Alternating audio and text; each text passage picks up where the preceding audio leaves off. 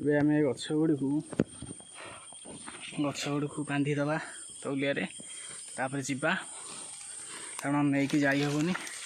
ଗଛ ଗୁଡ଼ିକୁ ନ ବାନ୍ଧିଲେ ଅସୁବିଧା ହେବ।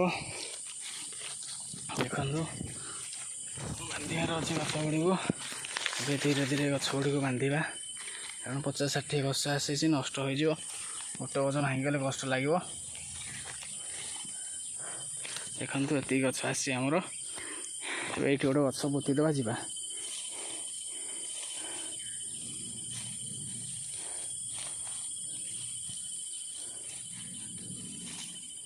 ଗଛଟି ଆସିଗଲା, ଗଛଟି ଏବେ ଆସିଯାଇଛି। ଆମେ ପୋତିବା ଏଠି ପୋତିକି ଯିବା। ଦେଖନ୍ତୁ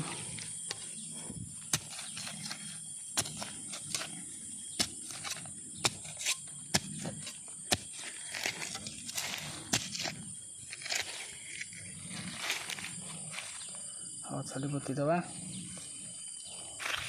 ନାହିଁ ବଡ଼ ଆକାରରେ ଖୋଳିବାକୁ ପଡ଼ିବ।